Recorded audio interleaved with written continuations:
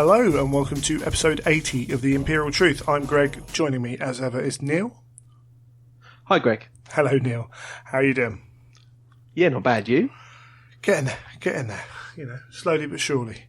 Packing. Yeah, absolutely. Yourself? Yeah, not been too bad. Done a few bits and pieces here and there, nothing too strenuous. So, excellent stuff. Right, before we go anywhere else, let's talk about Element Games. So we've had the battle boxes drop, the old army like deals. the battalion things. Yeah, so there's 5 for 40k.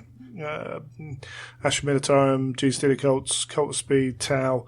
There's 4, and then Chapter Approved is coming out. And then for Age of Sigmar, there's 4 as well. Blade of the Blood Queen, Caradron Overlord, Stormcast, and Zinch. And these are 80 quid from Element on pre-order. That is a bargain. There's a lot of models. They're a bargain from GW. There's a lot in there if you're looking for some stuff. So go there and save some money. Go pick up all your Necromunda bits, which it's going down pretty well from what I can see. We'll be talking about that on Fanatic at some point once I've played a few more games of it. And also Minotaur and Varnish. So have you seen this? Yes. Yeah. So I've heard about it. I haven't seen it in action yet, though. Neither have I. So I will purchase a can at some point and have a play with that, because I was going to go and buy one anyway when I heard about it. I thought, well, might as well wait. So we'll see how it goes. They were talking about it on Warhammer TV. They had a paint hangout session. I watched that, yes. Did you? I've watched half of it after the occasion. And they were talking about it on there with much gusto. So let's hope it lives up to... From what they said, I mean, it was a bit more... by the sounds of it, I think they've got the formula a bit more solid now, so you don't get a bit of a hit and miss, whether it's a bit semi-gloss or matte effect. I think you get more of it won't frost. a definite the key finish. Thing. The key thing is it shouldn't be frosting. Yes, so, yeah. That's the one that people worry about a lot. So, hopefully, say we'll give it a go. And I know a lot of people don't protect their plastics, but I think I will anyway. Just as I say, I get greasy fingers every now and then, and I can rub off the corners, even on plastics. So, why not? Especially if certain paint techniques and certain things you can do to a model can make it more vulnerable to have, like, you know, if you use weathering powders, things like that, they can always come off very easily. Yeah, definitely. So, and you know, I'm not painting for competition or anything like that. So, protection's the main thing rather than how it comes out at the end of it. So, that's cool. But yeah, you can go and get that at Element Games as well. And they ran their, they just finished running their first tournament Heresy event, which apparently went down pretty well. There was some good. utter. Those kind of lists that you wouldn't normally associate with Heresy, shall we say. And I'm going to try... So it was a tournament, is what we're saying. It was a tournament. What was it? The new Custodes flyer with Valdor and a load of Terminators in it, starting on a landing pad. Wow. Yeah, real fair play. It's a tournament. That's what you're going there for. Apparently there was a mix. I'm going to try and talk to... Chris was at the event, so... I will try and talk to him to get a bit more about Chris and Tom, in fact. So try and get a kind of feel for how that went, because it's it's a bit different and cool, frankly. Yeah, so, we've said it before. Some people, that's what they want to play. So ultimately, I suppose if there's people out there that want to cater for it, and there are people that just like taking that sort of style of this. At least then they know they're going to go and play games which they're not going to feel guilty about against people that maybe aren't expecting it. So we'll see, and we'll see kind of how it went. So I've only seen the reports from Facebook, things like that. So that'll be cool. I think they're planning on running another one, which is groovy. So head on over to Element Games Facebook page. It is pretty good. They play a lot of games up there, a lot of space, really good venue. So that's awesome. So what have you been up to, Neil? Well, I finally finished the super secret project, so that was all done. and I started putting. I had a bit of a lull, and I thought the best way of getting through a bit of a lull is getting some Forge World, some Heresy black boxes. Start degreasing them, cutting them up. It's always a good way to chill out on a weekend. So I got the Fulgrim and started chopping them up. I've got Eidolon, and I've started sticking him together as well. Had a bit of a resin therapy this weekend. Is this just because you really want to paint those two models? Yeah, these are two models that I'll be doing from for Heresy Demon, if they ever announce tickets, and so that's what I'll be planning to do for those. So. They're just the next projects that will be coming along, and I find that if I'm feeling a bit sort of like what shall I do now, the easiest way to get rid of that feeling is to get some black boxes open and start chopping off wells off models and scraping mould lines. I find it very therapeutic. Strange child. So no, that's fair enough. Whatever floats your boat, I suppose. But that's cool. So is that going to be? What about you? You don't want to give too much away on that, so we'll ignore that. Well, no. I mean, all this stuff I'll be putting up on Instagram. The one frustrating thing about the super secret project was I would much prefer to put it all over Instagram because my view is if you're going to paint to a high level, I can't see how you can imagine that just because someone else has seen your entry that they're going to paint better than you. They're always going to paint to their best. So if they're going to be better than you anyway, then they're going to be better than you. Sure, and I know what super secret project is, but that isn't the issue for it being a super secret project. It's going to be it's all about what it wants to be used for, and everyone will find out that in a few months, won't they? May, I think we've been told we get. May, okay, so a little bit longer, but people will find out about it, and that's the reason. But I can understand the frustration.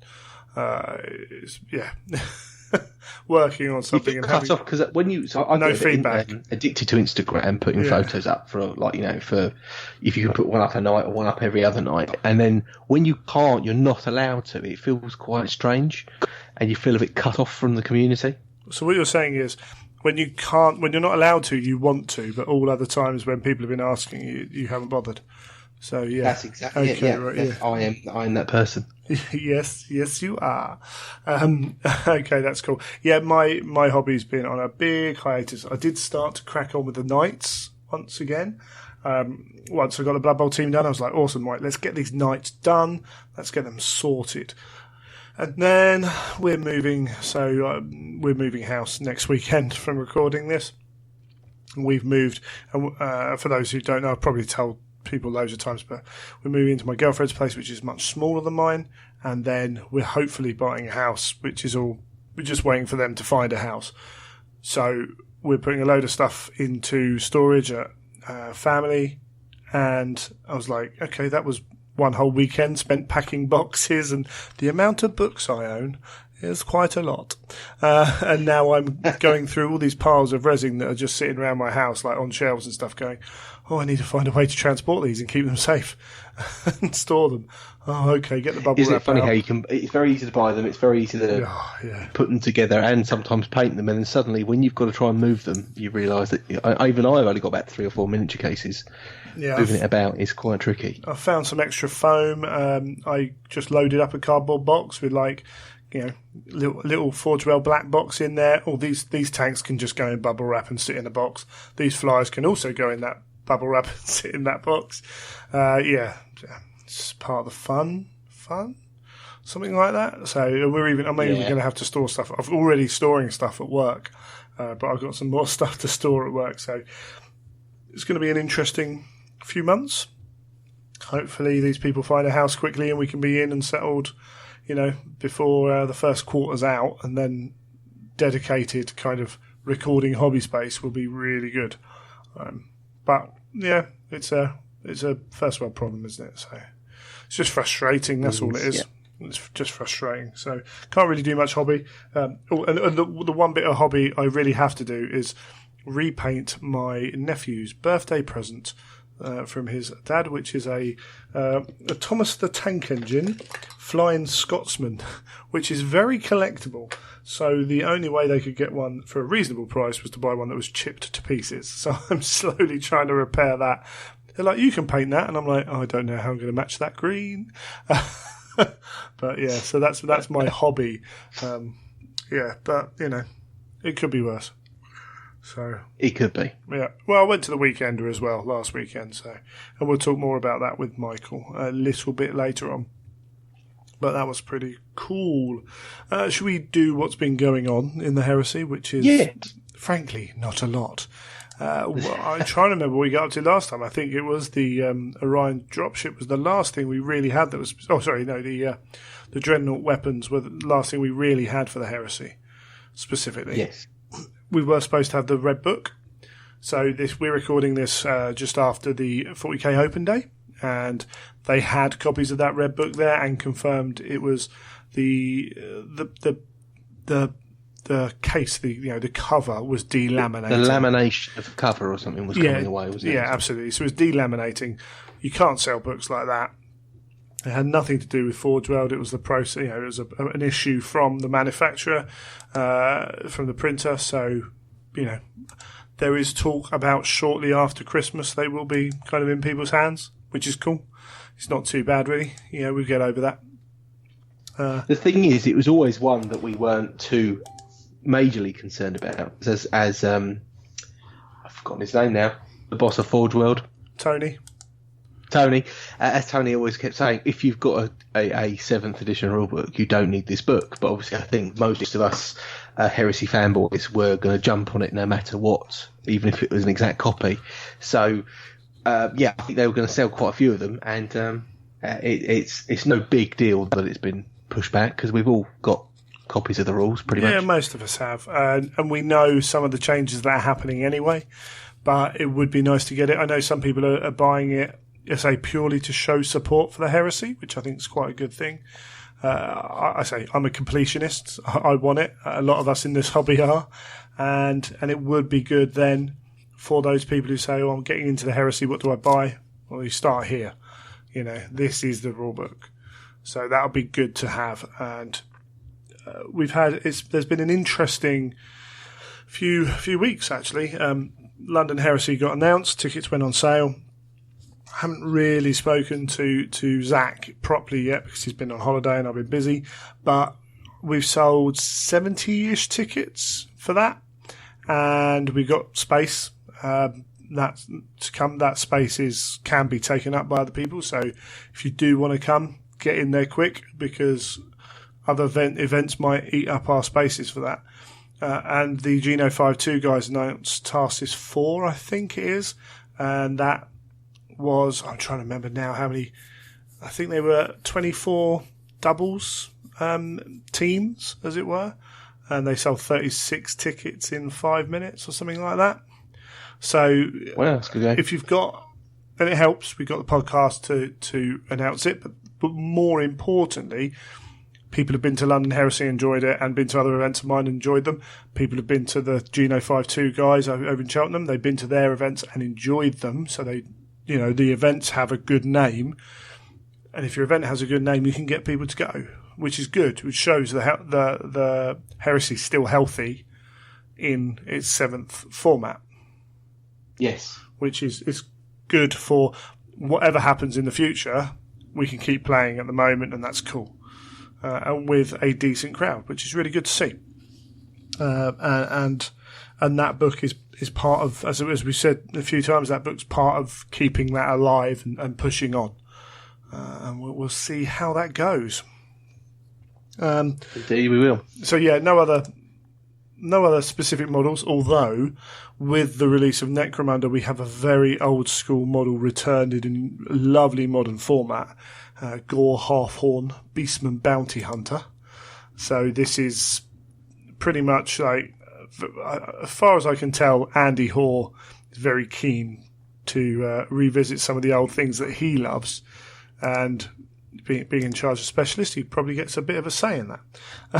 And so we have a Beastman Bounty Hunter character, which is amazing, which confused a lot of people I know on Facebook who play Age of Sigmar, because they were like, he's not very Beastman-like. He stands very human. It's like, well, there's a difference between fantasy Beastmen and 40k Beastmen.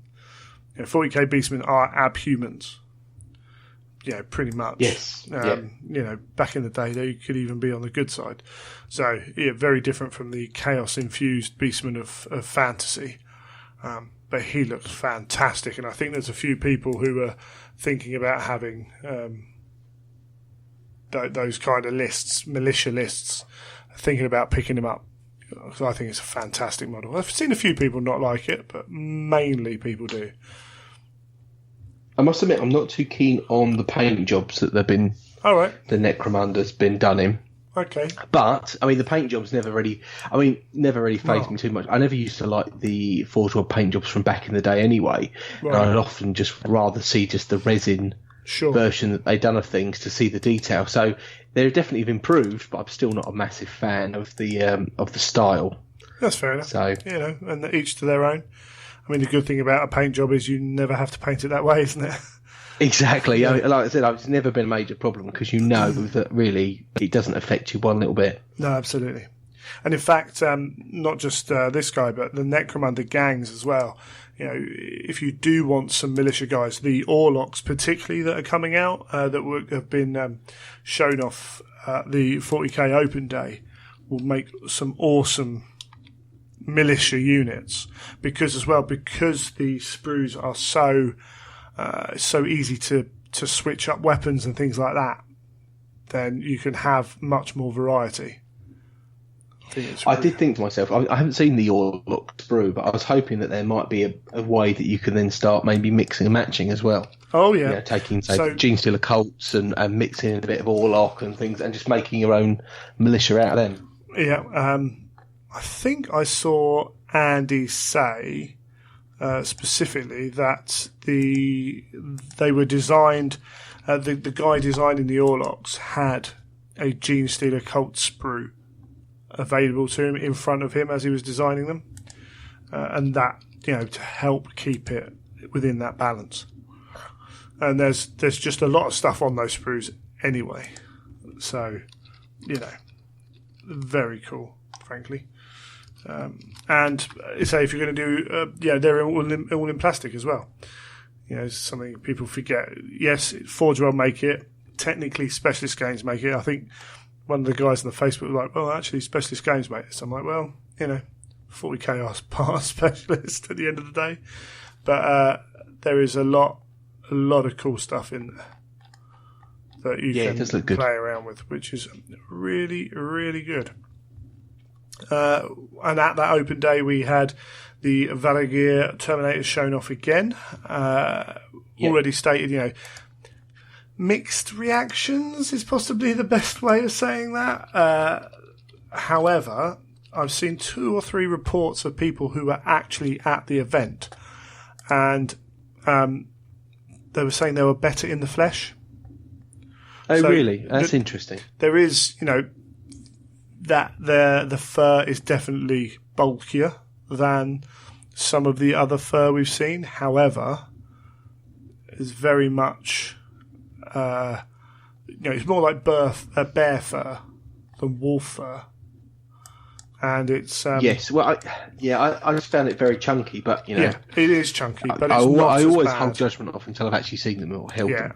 But I've heard 2 or 3 people, or seen 2 or 3 people now state online that they're not as bad as people first made them out to be, or the pictures make them out to be.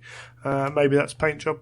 Maybe that's, I don't know. Maybe they are. Paint job can do that. Yeah, maybe they are as bad. I mean, who knows, really?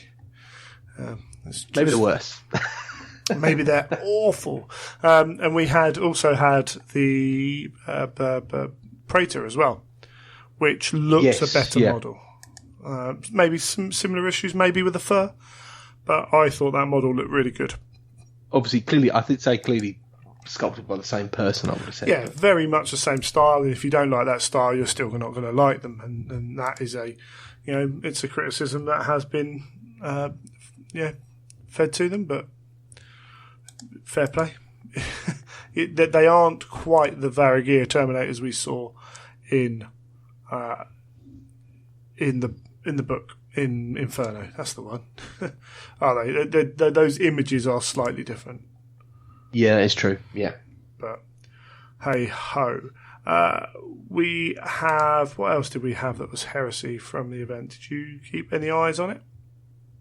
I had a quick look at a few bits and pieces, but I must admit I couldn't see much anything else that was really Heresy. It seemed quite quiet, particularly second day, Golden Demon, fair enough. Not a lot else going on. Have seen some chat, because a bit surprised they haven't announced the Heresy Weekender yet. No, I'm getting a bit concerned about that, actually. We would have heard by it. You're certainly not the only person. So Pendrag goes to these things, and I can never remember his name, Darren, and he posts on 30k forums, and he has spoken about the where are we going? We've spoken about the Weekender. Now, this is all him speaking to people, writing it down. So how legitimate this is? Generally, he's an honest guy. That doesn't mean that people have been completely honest with him and all that jazz. So pinch of salt. But tickets will be going up for pre-order for people who attended previous years, but with a limit of 2 per person, not 4. Still taking place at the Belfry. Struggle with planning the event due to the loss of Alan. And his overarching influence on the seminars, possibly mooted to make this a Heresy Necromunda weekend, but it's still in discussion. Now, we've talked before about maybe having it as a Forge World weekender, haven't we? On here? Or certainly I've spoken with people. Not with me. Okay, not with you. It was someone else then. So we've been talking about what do they do with a Heresy weekender. It's with the way they release the models now and with the huge times, and it's fair enough. I'm not having a go at them, but the time it takes them to write the books, particularly with this year, with Angelus being a year off, what are they going to talk about without going over the same old ground? Yes, yeah, it's really tricky. And then, so the Black Library Weekender has 3. It has any book related thing it can talk about, but not just 40k Age of Sigmar Heresy. They also have books that don't quite fit in them, but they also have writing such a big thing. They also have audio. We had Toby Longworth there talking about audio. So you've got a gamut of stuff you can talk about, and a lot of people. Heresy, you're down to 2 or 3 writers, some bit about the books, but they've got the Black Library Weekender is there again, so they just come in the same old ground. They can only show so much. Maybe it has to grow into a Horus Heresy Specialist Games weekender. And I don't necessarily think that would be a bad thing. I'm not saying that they should go and do it, but I think just like on the face of it, that could work. It'll be interesting. I think the key thing is how, they probably need to look at adding more content in, and maybe it is that area where they could sort of say, well, Heresy now is going off on its own tangent, easily grouped with, say, the specialist games, and the specialist games are going to be there can be new ones every year, so it could invite a new crowd to that weekender. People that love their Blood Bowl, that love their Necromunda, all that sort of thing. They could then encourage a few different people to turn up, especially if they're a bit light on content. Yeah. I mean, I certainly have talked with people this year. I think, and this is purely speculation on my part before anyone reports it as fact, this year I can see Adeptus Titanicus playing a major part in the Heresy Weekender. It is set in the Heresy, which helps, but if you think about it, you could easily have 4 seminars about it. Gameplay, background, design, game design, as well as model design. You could easily do that, and why not? Because it is Heresy based, and it is something to talk about. But actually, there's a lot of seminars, right? Even if they only use 2 seminar rooms, that's still, 10, 12 seminars day one that you can have, potentially. And another 8 day 2, 6 or 8 day 2, depending on how you want to do it. So still a lot of time to fill. Maybe in future years, maybe we get Gothic in the Heresy. That could fill in. But if you're going that way, you're already entering to a specialist game style thing. Maybe it becomes the Forge World Weekender. And that would be interesting. I'm not saying it's what I would want necessarily. Ideally, I would want a return of the style of old Heresy Weekenders we've had, but that might not be feasible now. It's an interesting place we're at. And I cool, think this year coming is probably going to be the biggest test for them, I think. Yeah. Because if you think about it, limited Heresy things coming out.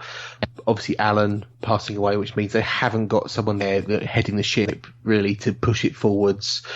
If they get through the next one, pretty much off the back of creating enough content, there could be an argument that once they actually get themselves sorted out again, that actually it may fall more back into a pattern. But if they're looking that they maybe have to slow everything down, and it is going to remain a very slow release schedule, then they're going to have to look at changing something, I think. So it's going to be an interesting one to see how this next one, what really happens, and what are we going to see, and what is there going to be there to do. Yeah, and and as you say, going forwards, is there enough content for a dedicated Horus Heresy Weekender every year? Bearing in mind that it looks like the Black Library Weekend is back to stay. So it's an interesting one, and we'll have to see how it goes. What I'll do is we're going to have Michael on. We're going to talk Black Library Weekender. What we'll probably do is have that on Fanatic as an episode and pull just the Horus Heresy stuff into this episode. We'll leave that at the end. So if you want to go and listen to the whole thing, you can go and listen to that. But the Heresy specific talk we'll have on here. But one really interesting thing was it was run by Black Library. Their editorial team ran that event. And I don't know the reasons why, but they chose to do it. Maybe because it's their baby. Maybe they really wanted to own it, and that's cool. Talked to various people over the last few weeks, and in fact, Aaron Dembski-Bone was quite interesting at the Black Library Weekender. He was talking about lots of people putting their opinions out there, particularly about Alan and what Alan Bly would have wanted and did want. And people have quoted with Alan saying everything from he was a staunch 8th edition, we're changing to 8 to he was dead against 8 to everything in between. And Aaron was saying it's quite annoying sometimes to see these people talk without any real evidence, any real knowledge of what Alan thought, and just taking stuff and running with it, but portraying it as fact. And I can understand that, and it's going to be extra close for Aaron and a few others who really knew Alan well. And I suddenly realised, actually, you know what? Sometimes I may have been guilty of that. And actually, he was talking, and he's kind of like, I've said this and this and this, and he said, no, I think I've just reported facts as I've been told them. I'm trying to remember desperately, but potentially have been as guilty of saying, well, no, this is what Alan thought. Well, what Alan told us in a seminar is maybe not what Alan, you know what I mean? Yes. So I'm very conscious of moving forwards, trying to report what was said and report it as what was said, because it is easy to pick up on stuff. And I'm not saying this because we've got a podcast or anything, but if anyone listens to someone say something with certainty, then they can believe it with certainty. And all of a sudden it goes from, well, this was kind of talked about to, no, this is what's happening. And then you get all the arguments online and people doing things like that. So that's an interesting thing. But within that, and where I was getting to, gone the long way round, we've said stuff about the last Heresy Weekenders and the events team running it and all the issues we've had with that. I was reminded quite clearly that, there's always two sides to the tale. And maybe there was stuff that could have been done to help the events team out that wasn't done, So I don't know what happened behind the scenes. All we get to do is walk in and see what's happening at the event, and all we see is an events team that was struggling, don't we? Yeah, that's true. Yeah, we only see it from our point of view, don't we? And I was funny. I was watching a TV program and someone was talking about how they wanted to set up a company running their own events. Right. And the guy said, "Oh, so have you got experience in running events?" He said, "Oh, no. I've been to a lot of events." And he went, "Well, that's very different to running events." Absolutely. He said, "You see the duck on top of the water." He said, "You don't see the legs underneath paddling furiously." No. He said, "So what you see is a good event. You don't see all the other stuff." He said, "So you need to learn that before you start doing it yourself." Yeah, absolutely. And for all that Games Workshop, I really like them. I like almost all the staff I've met there. It seems like a great place. It's full of humans, and humans sometimes don't get on with each other. And sometimes little rivalries or what have you will spark up. And I'm not saying this is what happened, but these things can happen. And sometimes you can think, well, stuff you're coming onto my turf, or, why are you doing that? I don't like the way you do that. And all of a sudden you get these, you get things, everyone sees it. If you work in an environment where there's more than a handful of people, you see office politics, don't you? And that's going to happen at Games Workshop because there's however many people who work there. And sometimes it's a bit kind of, oh yeah, I forget that because you love it so much and everything with it, that you forget that they're humans doing human jobs and going to have human issues. And so, maybe, and I'm not saying that anything was specifically done to hamper the Heresy weekend or anything like that. I'm just stating that there are always two sides to a story, and things can happen. And unfortunately, whoever's left there at the event with their face to you, you're going to blame. And sometimes it's not as easy as blaming people. Sometimes it's honest mistakes that happen elsewhere, and then, customer service at the end of it have to deal with it. So just kind of, it's all fun. But I think we've got to remember that. And that goes for when we're talking about writers, and you see it all the time with the books. I can't believe, this writer's done this, blah, blah, blah, blah, blah. How can they do that? That's against all the canon. It's like, well, whatever he's written has gone through editorial. So, you're blaming a writer for everything. Yeah, they wrote it, but they were allowed to write it. All that stuff. And that goes for all the rule books and everything else.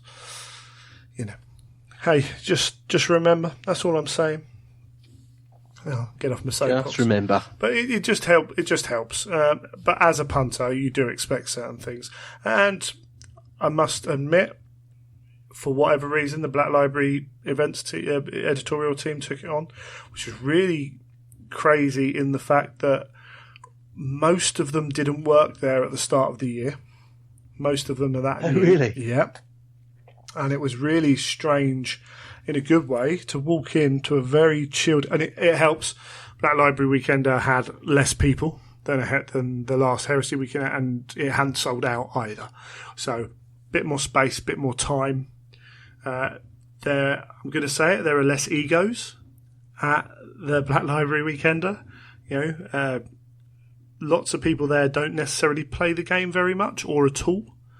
So that kind of gamer attitude, which is not necessarily a bad thing, but there's certainly a bit more swagger, as it were, in that. But you know what I mean. That wasn't there. A mix of people, and people who, not all gamers are going to be really into the books. You know what I mean? Some people don't like that kind of thing. So you've got there's a very large portion of people that say, well, I only read the books. You hear that all the time. And a lot of I wouldn't say you hear quite as many people who say, well, I only play the game. No, absolutely. Fair play. And a lot of those people there have an interesting writing as well. So it's a different mindset as well. It's not just that, but it's people who've got more of a deep appreciation of literature than I have, I go there because I really love it. but I wouldn't say I'm a lover of literature, as it were, and I don't have the ability to go and write and to understand that process of it, but a lot of people there do, so I find that it's a very different crowd. But walked in Saturday morning, we started queuing up to get our registration 15 minutes early because it was chilled out, because it didn't look busy, we weren't that bothered. Also, there wasn't a huge amount of pre-release or limited stuff either, which helps in that respect. It's not necessarily a positive, but it helps chill people out. So they went, okay, we'll just start reg 15 minutes early then, because we started to queue up into the doorways. I was like, oh, that's cool. That's sensible. That alleviates a potential issue. Straight onto the tills. Problem with one till. Kelly was there, who's new assistant something, Black Library, and she's like, right, this till's broken. Kind of use the other tills. All the staff, and most of which were female, all very sorted.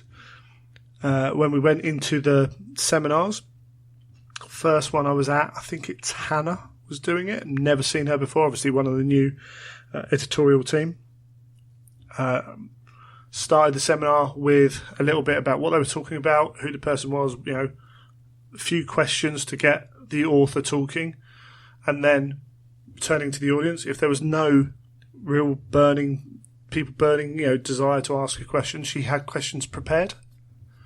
And so seminars never really faltered like they have done in the last couple of years. This isn't, that has happened for two or three weekenders.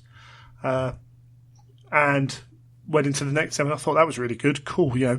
That one person's on point. Going to the next one, which was, I think it was an audio one. Matt was in there, deals with the audio. Exactly the same level of preparedness and, calmness out there. I was like, this is going to be a good weekend. It all helped. Every step of the journey was like, they've got this under control. And it makes a big difference to the event. Because I remember that Friday, as soon as we turned up, there's nothing here, there's nothing, they don't look prepared, blah, blah, blah. And then all of a sudden everyone's on edge, aren't they? And that Friday night, it was like, this weekend's going to be rubbish. And when you're already in that mood, it's hard to come out of it. But they didn't get everything right. They're still learning. They had one signing queue for 3 authors to start with. So everyone was queued up, but you might only want to see one of the people. But you might have to wait behind people who only want to see the other people. But they got that sorted. Right, yeah. Minor things that they could have done better. And they altered that and moved forwards. But yeah, it was really refreshing, actually. And sometimes just having new people in can do that as well. But it was really cool. They were all really on it. Really good stuff. Well, that's good to hear. I mean, that makes it a worthwhile weekend, doesn't it? Yeah. I've no idea who's running the Heresy weekend. In fact, I tried to ask someone who could help me out, and he said, yeah, I don't know. So whether that was just he was out of the loop or whatever, I don't know. Or leave me alone. Yeah, it may have been, to be fair. Might have been, I'm not answering you, go away. But I would expect tickets to go on sale within a week or two. Otherwise, you're leaving it very... Well, it's February, right? I think someone said to me that they expected them in November, and of course at the end of November now. They have been sold in early December before. But again, I fed back on the last one. I said, earlier, people want to travel, still want to travel for these events. People want to come from America, from Australia, and from wherever else. Canada, we had a few guys from Canada. They want to travel. You need to allow them to organise time off work, flights, cheap flights, hotels if they're not going to stay at the Belfry. All that jazz. So, who knows? But I've seen a number of people saying they're not going to go this year because of previous years. They feel that the Heresy weekend has not been as good as it was. And that's fair enough. I still think we'll sell out because I still think other people will go, well, I've never been. So I would step up and take that. And I think there will be a thing of people that maybe missed out last year that will think, well, do you know what, I want to go, so I'm going to go this year. Yeah, absolutely. I think there will be the odd thing like that. So it'll be interesting to see, and hopefully we do get those tickets becoming available earlier rather than later. That's assuming I mean, we're assuming it's still going to be in February.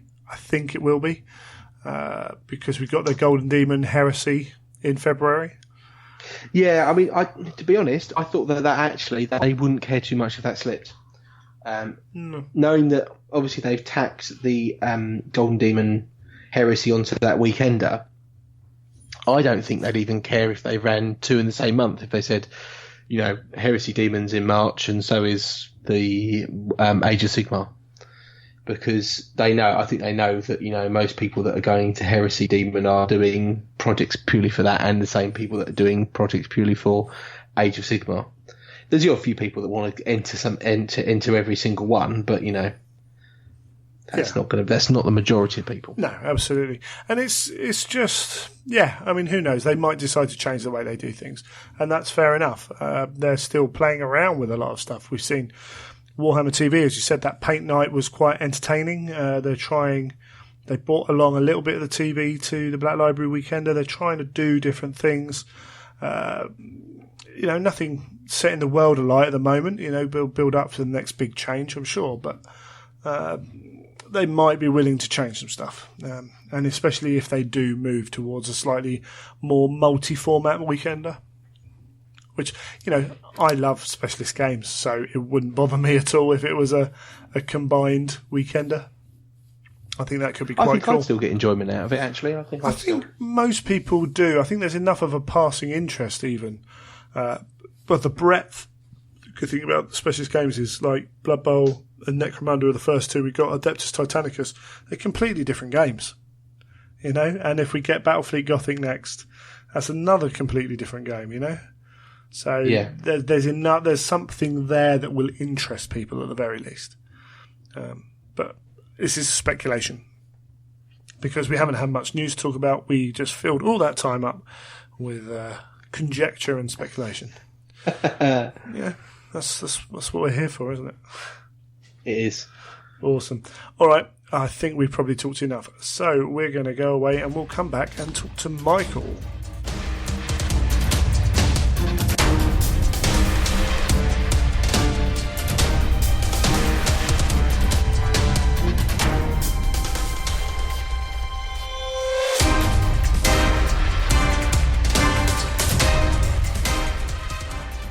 Well, joining me now, we have Michael, and we're going to talk a bit of Ruinstorm, and at the end of this, we're going to have the Horus Heresy chat from the Black Library Weekender. If you want to listen to all of the chat from the Black Library Weekender, go and check out the latest episode of Fanatic Podcast. Hello, Michael. Hello. How you doing? I'm very well, thanks. Excellent stuff. Let's not mess around because we've been recording a little bit already. Let you see behind the curtain there. But we've been chattering away. Ruinstorm. So it's not the latest book we've read, but it was the one released not long ago. Yeah, book 46. Can you believe it? We're flying, aren't we? And a book that worried a lot of people, I think. It still does because a lot haven't read it. David Annandale, pronounce that correctly, who some people have taken issue with his last piece of work, which was Damnation of Pythos. Mm-hmm. I must say, not one of my favourites. Don't necessarily dislike it as much as a lot of people do. But, that's cool. And the subject itself causing some interesting ripples. Essentially, the ending of... So we're going to spoil anything pre... No, we're not. We're not really going to spoil anything pre... We'll change that. At the end of... Now, what was the book? At the end of Unremembered Empire. Make sure I get the right book. The Imperium Secundus has effectively stopped. Well, I would say the key one to make sure you've read before this is Angels of Caliban. Sorry, Angels of Caliban. That's the one. See, this is why I get you on. So the arc really is Unremembered Empire, Pharos, Angels of Caliban, with accompanying audios and short stories. Yeah. If you haven't read Angels of Caliban, do not read Ruinstorm because it will be a massive spoiler. And it might not make full sense either. Be like, how did he get there? So be aware. We're going to try not to spoil this book. but there might be some small references back to things that occur just in the course of what we're trying to discuss. But that end of Angels of Caliban and moving the characters of, you've seen the book title, Sanguinius, Guilliman, and the Lion, moving them to their next step in the heresy. It's sort of that triumvirate. We're seeing triumvirate come up a lot in Black Library and Games Workshop stuff. But the trio of Primarchs, and you might guess by the title, Ruinstorm, presumably if you haven't read No Fear, if you haven't read The Unremembered Empire, there might be some slight spoilers here. This review is not for you. No, it's probably not for you. But essentially, the Ruinstorm, the Dirty Great Warp Storm called up to blockade the 500 Worlds, is still there. The three Primarchs have figured out that actually, and I won't say how they figured this out because that is a spoiler, but they've worked out that actually the whole concept of Imperium Secundus that they've all been uncomfortable with, they've sort of by this point gone, yeah, maybe we shouldn't have done that, because we actually now think the Emperor probably is still alive. So they resolve to reach Terra in time to stand by the side of the Emperor against Horus. Now we know what happens. We know that only one of those three legions reaches Terra because it's in all the background. We all know that the Blood Angels get there. Yeah. So the question is, the question which Ruinstorm sets out to answer, and in my opinion answers quite nicely, is if three legions set out, how come only one legion arrives? That's the main concept of Ruinstorm. There's a few little arcs that tie in from Damnation of Pythos and some of the other Shattered Legions sort of arcs, but that's the main thrust of this. Absolutely. And it's very much, although you've got three Primarchs on the title and three Primarchs throughout the book, it's very much Sanguinius' story. Indeed. I think David does a really good job of tying the three in and making sure you don't feel like, this is only about Sanguinius, why are the other two on the cover? There's plenty, but you're right, the heart of it is Sanguinius. So it's the Ruinstorm. To me, what was really interesting is that the Ruinstorm became this tangible, almost personality. So the Ruinstorm has, up to this point, has been a plot device, really. Yep. It's been a way to stop those legions getting to Terra. So it's not just a barrier. It's almost like a challenge for all three of them. So each of the Primarchs is tested on their journey in their own way, in a way tailored to their personality. So that works really nicely, and it allows David to do some really cool things with the Lion and with Guilliman, but really, really dig into Sanguinius. And I said this in my review, if anyone's read that.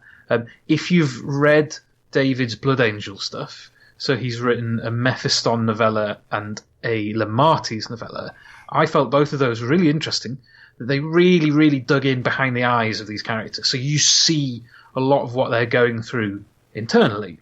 The Blood Angels are a very sort of psychic chapter and legion, really, because the flaws are so embedded in their psyches. So you get a lot of that psychological thing. And I found that was really interesting here, that you see a lot of what Sanguinius is going through. The real challenge for him is about destiny, about fate, whether he should accept it or not. And then the fourth Primarch in it, which is not a loyal Primarch, Conrad Kurz, he then adds a nice frisson sort of rubbing up against Sanguinius, because they're sort of two sides of the same coin. Yeah, absolutely. And as you said with the Ruinstorm, I think it's quite important to note the Ruinstorm is a warp storm. So to correctly kind of show that, things are going to have to get crazy. Unfortunately, we're humans, so we can only understand so much crazy before it's gibberish.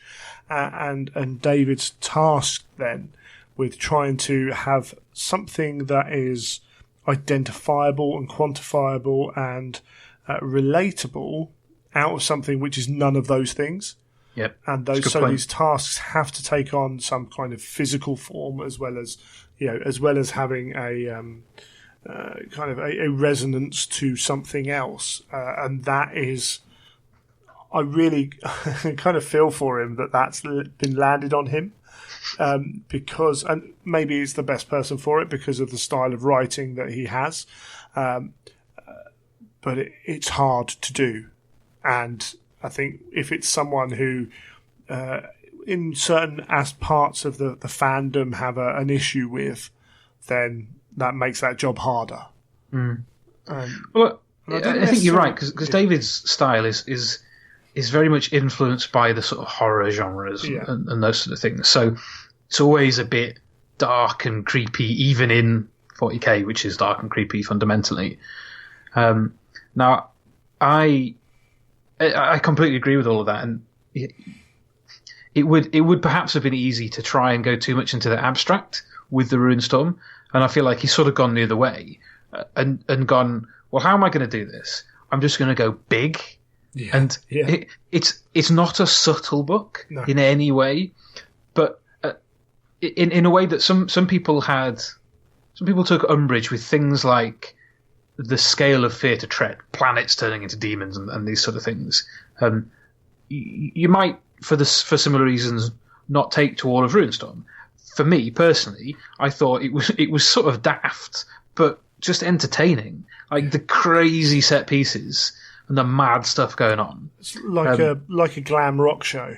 Yeah, right? It is. It's just a big long guitar solo. Yeah, with all the props like that they could afford. All the lights, the props, the smoke, everything. Yeah, it's a proper one of them, and unashamed, really, which is absolutely good. Which is good. But the flip side of the scale and the madness is that deep dive into Sanguinius. Yeah. And so he's really wrestling with the question of his fate, because I think probably everyone listening to this is aware that Sanguinius has at least a degree of foresight. You know, he sort of knows how he's going to die, and so there's this, and so does Kurz. But Sanguinius doesn't want to be like Kurz, so there's this sort of this conflict there of can he find a way to become more than that and to not be defined by what he sees as his inevitable fate. And that question is played around with really quite a lot, really digging into his head. And I loved that. I thought it was mad, and occasionally it sort of slows the pace down a bit. But for the most part, I thought it was really well done. Yeah, I think I agree, and certainly utilising Kurz was done very well, because at some points you're not too sure which one's getting the better of the story, which is cool, which is the way you want it. You know, we know what happens to both Kurz and to Sanguinius, but that doesn't mean you can't play with their journey. And just for that one moment with Kurz where there's the real doubt in his mind for a character who's had certainty from the start of the heresy was very cool. Totally, because that certainty allows him to justify everything. To justify, and also to cede away his responsibility. Yes. I am not responsible for this because this is what happens. It's fated to happen. And that's where he differs from someone like Sanguinius, who says, no, this doesn't justify me doing just whatever I want to do. So you're right, the two of them worked really nicely together. Yeah, and it's quite good because Kurz isn't ever present in this at all. He's just there kind of when he needs to be, which is an awful phrase, really, because it makes it sound like he's rolled out just when he happens to need to be, but it's not, it's done better than that, which is cool. So we do have Guilliman, we do have the Lion. Who thankfully, now I think Gav did a great job with the Lion and Angels of Caliban. Yes, he did. But, oh God, he's a dick. I mean, I just came away from that going, oh, you're so annoying. Yes, he is. Which is right, which is what that book should do. Ruinstorm, because he's not the focus of it, I think David handles him nicely, quite subtly, especially in context of the rest of the story. And he's very much not as annoying in this as he has been in previous ones. No, and what the beauty of that is actually some of his worst features we see again through Guilliman and Sanguinius. So at this point, I'm assuming that most people will know. Go on. Can you pronounce the Tuchulcha? I've no idea. Yeah, it's something like that.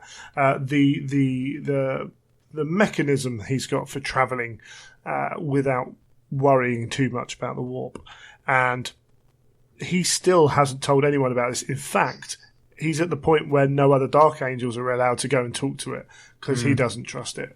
And at one point, there is a conversation between Sanguinius and Guilliman.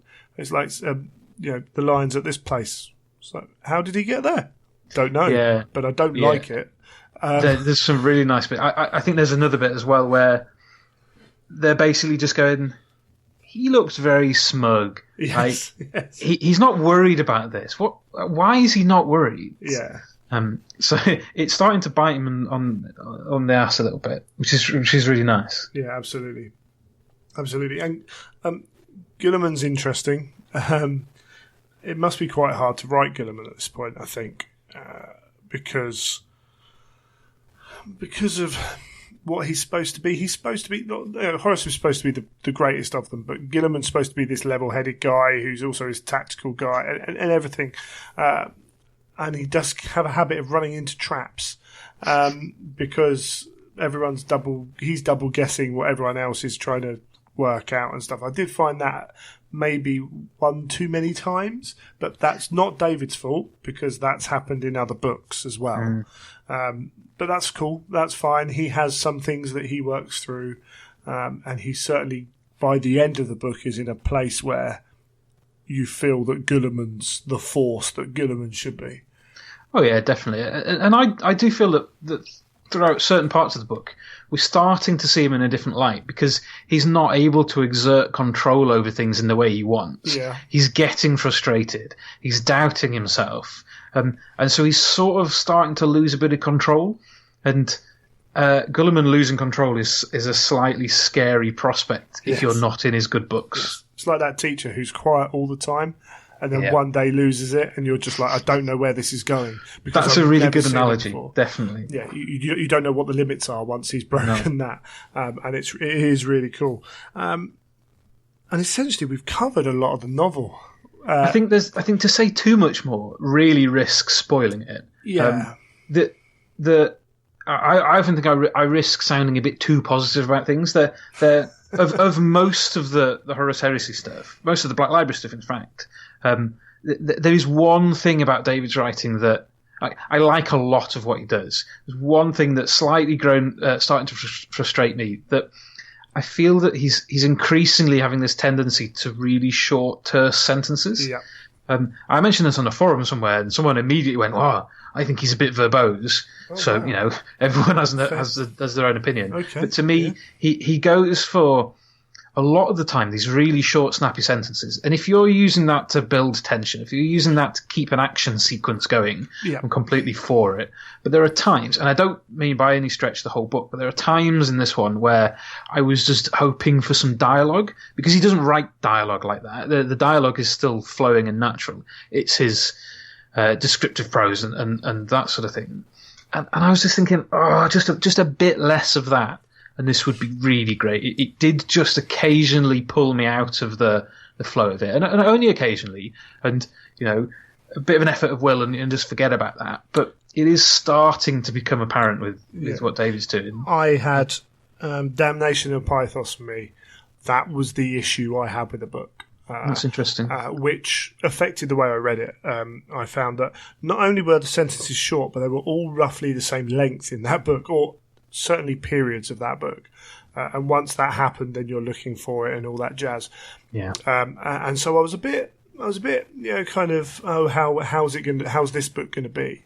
And actually, there are some short sentences, but it seemed to be much more. They weren't all the same length. There was a point in Damnation of Pythos where it seemed like someone was firing words out on a semi-automatic, and it was and it was the same kind of pattern every time, and this one didn't, and as a result I flowed through this book better than I did Damnation to Pythos. That's fair enough. The only other bit I don't know how to do it. I don't know how he would have done it better. Was I think it's the second challenge is quite abstract, and is proper crazy mental. And I know some other people really struggle with that bit. And I was like, I didn't think it didn't ruin the book for me, but was certainly harder to kind of navigate than the first one. Yeah. In that respect, that's fair enough. I'm increasingly thinking a lot of this is down to how you read something. Now, I am fundamentally a fast reader, sure, but I'm also the sort of person who is like, my favourite thing to do is to literally go, I've got a day with nothing to do. I'm just going to sit and read for hours on end, and I'll just break for food. And I find, especially with a book that I don't think I did read Ruinstorm like that, but I did read it quite quickly. And if you can just get in the flow of it, even if there are things which you struggle with a little bit, it's easy to just keep going. It's when I read it bit by bit, and I read for 10 minutes and put it down, and 10 minutes again the next day because I'm too busy or just not in a position where I can stop and read.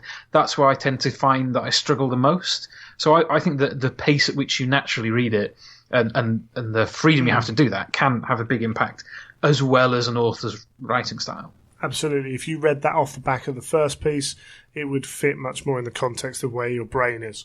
Than picking that chapter up and just reading it would be a bit like, whoa. But very cool. I could agree with that, and I wish I could just sit down and blast through a book in 4 hours like some people could do. Never quite was that quick, and certainly I'm not now, unfortunately. But yeah, I think overall I was pleasantly surprised with this book, and certainly at the end we get... I wanted to say a big reveal, but it's not a big reveal, really. Not really. It's a small reveal that has big consequences in the heresy that we already know about. But what it does do is it gives us all the context for them, and actually, at that point, I'm suddenly looking at Primarchs thinking, actually, you know what? Hell yeah. Yeah, I think it's a very effective ending. And even if you only read this purely for the narrative sense, to just know what happens, to me, this is not a book to skip. Now, it feels for me like I would never skip a heresy book because I love them. I get it. If you're not the person, especially if you're not a quick reader and you want to know what happens, there are some that you could happily read a summary, and that gives you everything you need to know. This one less so. I think this is a pretty crucial book. Really nails the end of the Imperium Secundus. This is dead and gone now. We're not going to get any more of that. It's an important bit at the end. Yeah, it's a real interesting book in that respect. Without ever really, it's not like those books that have come like Legion came and just went boom, boom, boom. Take it, take this information, these revelations that are coming at you. Ruinstorm never does that. And yet at the end of it, you're like, I know better the story. Yeah. And I know what's going on, and I feel much more involved in this. And that's to it, really to its credit. Very good. I agree. Awesome. Well, I think we've probably done it. So I think so. Wonderful. Enjoy. Stuff. Yeah, we'll get you back on at some point, and we'll have to dive deep into a book soon. So we'll do that over Christmas, I suppose. When we've got some time. Awesome stuff. Cheers, Michael. All right, cheers.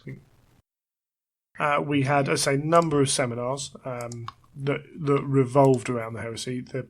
One of the more eagerly awaited was Guy's. So this was it Wolf Against Wolf, it was called. Yeah. Where we got the actual title revealed of the following heresy book after Old Earth. Well, novel, not book. Novel, yes. I was about to suddenly realise that as I was saying it, because we've got the collection, haven't we, coming after that? Yeah, I think that's called The Burden of Loyalty, which will be 48. Yeah. And then I didn't get confirmation, I don't know if you did, of whether Wolfsbane, Guy's new book, is definitely going to be 49. I believe it is. But Okay, I can't remember being confirmed. But if they're reading excerpts from it, I can't imagine there's another book before that. Wouldn't have thought so. No. But I was so impressed with Guy. So it was the Sunday morning, and it was morning still. It was about 11 o'clock, and he'd knackered his throat the night before doing the Orc. I don't know how long he'd stayed up, but he was so on form.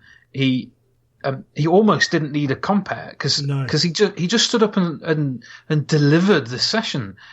He talked about the book. He did a reading from it, complete with voices. I was so impressed. There was a full prologue as well. It wasn't a short reading. It was not. It was a decent prologue, which was fine because I was like, oh no, I don't want an excerpt from halfway through the book. But thankfully, sensibly, it wasn't. And as you say, it inhabited the voices as well, and actually he can perform. He can. I mean, it was almost as much laughter as there was in Toby's stuff. Yeah. With the especially the voice he did for Lehman Russ was excellent. Yes. I'd happily have him doing the audiobook for that. I was really impressed, but it wasn't just the silly voices. They we probably don't want to talk too much about what that prologue was about, but it was very interesting. Not quite what I expected. I mean, it's out there. People know if you know where to look. The prologue. So I don't mind saying it. The prologue is about the first meeting of Horus and Lehman of the Russ, during the Great Crusade, and how they get on. We can leave it at that, but that's what the prologue is. Wolfsbane itself is not set then. I've been seeing people confused by that. Wolfsbane is follows on from directly, pretty much from Vengeful Spirit. And Russ trying to, move on with the success in inverted commas of the team sent to the Vengeful Spirit, and looks to have quite an epic duel. Maybe we don't know, but it looks to be quite interesting. What I liked about it is, guys said, as we've seen in Wolf King and everything else. The Space Wolves start the Heresy at point A, and then in 40k they're at point Z, and this is one of the major kind of things which helps, kind of define why and how they're different. Yeah, I think there's going to be a lot of interesting stuff here, and probably delivered in the way that people maybe don't expect. That was the impression I got. Yeah. And I definitely don't think anyone's going to be able to make any complaints about it not moving the story forward. No, absolutely, yeah. That's caused lots of confusion as well, because it's not the story of Yarant, and it's not the story of Beta Garment. It's a story set around that. It's post Yarant? No, pre-Yarant. Pre-Yarant, sorry, yeah. Pre-Yarant, for those who've read Corax. We won't go into that. Which has caused confusion, but actually it's kind of laid out in those stories if you read them why. So, yeah, very good, very entertaining. As usual, answering the questions, very, very quick, very forthright with his views on that, which is cool. And, yeah, really looking forward to that one. Yeah, me too. It's going to be awesome. And then if we go back to the Road to Terror, which was the big one, really. In terms of what we were finding out about, one of the important things is they've got a kill list. I love that. So this is the level of preparation they've gone to. They know now, at this point, they know what the end game is. They know, in theory, how many books it's going to take, although that can still move around a little bit. They know the beats they've got to hit, the stories they've got to hit, the stories they're going to leave out. But one of the important things is, by the end of it, who survives the Heresy, who doesn't, and some people have to survive because they're in 40k, and some people maybe don't. So there is an organised kill list of people who won't survive, which is needed and awesome. Yeah, I really liked that, and I liked the way.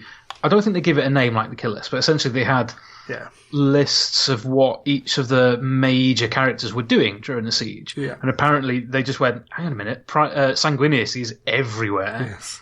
So that's going to be quite interesting. And that ties in nicely to a topic that was discussed around this idea of fans in the past have rather felt that certain authors have monopolised certain characters, certain Primarchs, correctly or otherwise. I don't know about you, I got a real sense from this seminar that just can't be the case anymore. No, it's not going to be that Dan's writing the Sons of Horus and Jim's writing the Blood Angels. That the characters and the legions are going to intermingle and interact, and so they will swing in and out of the different stories rather than one person tackling each legion. Yeah, I think there's sort of been a case ever since Unremembered Empire. At that point seemed to be the point at which the stories started to be interwoven a lot more. And yeah, there's the odd slight exceptions. Vulcan's been Nick's thing, but even then in Old Earth, there's more than Vulcan. There is. And then in Ruinstorm, we've got 3 Primarchs, all handled by David, and that's going to have to carry on because these stories are too complicated. They involve too many people to distribute out. But these guys are all capable writers, even if you don't necessarily like their styles. They can all do the job, and they're all talking to each other as well. It's not like they're sitting away like maybe has happened in the past. One notable kind of person maybe, but they're not writing in isolation. They have the ability to go, I'm thinking about this with Sanguinius, how do we handle this? And I'm sure I'm sure the authors will offer their feedback in a positive and constructive manner because they're sensible guys. Indeed, I agree. So yeah, that's pretty awesome. As you said earlier, John French, we've got writing a Slaves to Darkness, should I say? Which is such. I know we've had that book title before, technically, but it's good enough to do it twice. Yeah, absolutely. And this is an ensemble piece with all the Primarchs. I was going to say something there which I can't say, but it's all set post Beta Garman, which is, for those who know, one of the big battles. But yeah, it looks really interesting in that there's going to be a lot going on in that book. I completely trust John to handle it, but there's a lot to handle. And I'm sure he will do absolutely fine. Yeah, for sure. One of the things I thought was most interesting about what John talked about it was talking about how it's going to start really tackling the implications for each of the traitor Primarchs. So it's not just, we have to remember, we really haven't seen this that much. That this isn't just a civil war. They are turning to chaos. Yes. And there are going to be some side effects. Yes. So how, for example, is Mortarion going to get on with Angron? Now Angron's really angry, Ron. Those sort of things. How's Mortarion going to be affected by his new loyalty? All of these sort of things. Yeah. I think there's going to be some really juicy stuff in there. I was trying to remember. Did they say whether this was pre? No, this was pre the Death Guard fall, isn't it? Because that actually happens on the way to Terra, I believe. I'm slightly confused these days with the fall of the Death Guard. I believe that happens actually on the journey to Terra. I could be wrong, but like the final journey. So I think it's pre that. But yeah, you're right. Well, we haven't seen Angron since the events of Betrayer. Nope. We've got Fulgrim, and a few of them know what Fulgrim is, but I don't think all of them do. No. So we got them. We got Horus post Moloch. Not all these Primarchs are going to be around Horus a lot of the time. So yeah, there's a lot of interesting stuff, and that's just on the bad guy side. Well, I think John said it's going to be all of the traitor Primarchs except Kurz. Yeah. I didn't catch if he mentioned the loyalists. I'm sure there'll be, I'm sure there'll be a couple of scenes. Well, we'll never know. I don't know. But to be fair, with 8 traitor Primarchs, it might be enough already. To be fair, good point. I mean, it's going to be pretty exciting stuff. Yeah, absolutely, excellent. I'm trying to remember what else came in here. There was the question was asked about Belisarius Cawl. So I think it was literally are we going to see Belisarius Cawl in the Heresy? And Nick just went yes. Yeah, that was it. And that's interesting. So for those who aren't aware, who don't read 40k, who find it hard, but I'm sure there are some out there. He is the reason, or the Deus Ex Machina, whichever way you want to look at it, for the Primaris Space Marines, which is all dealt with having occurred pre pre the Emperor falling. So I think it's actually a good thing that he's in, because it adds weight to 40k universe. I agree entirely. That's really good. And it doesn't have to be in there a huge amount, but it just has to be covered. Agreed. But that's cool. I think the only other thing I took a note of was if anyone enjoyed Josh Reynolds' audio drama Black Shields: The False War, I think they've already recorded, in fact, the second one. And certainly it's been written. Yes. And it's called Red Thief, and there's a pretty cool cover. I only caught a photo of the photo, sort of thing. It's very cool. But it looks pretty good. Yeah, that the work done, the World Eater's face on that is like, I think Neil drew it, and then they were like, no, uglier. And it was pretty ugly to start with. Yeah, it's pretty cool. And Neil talked about that in the Art of the Heresy seminar, and even the colour choices in that are quite wonderful, actually.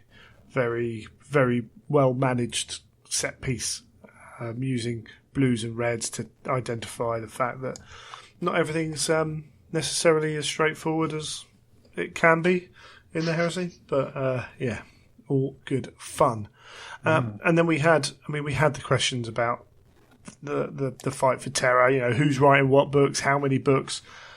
They aren't saying definite answers, probably because they haven't got definite answers yet.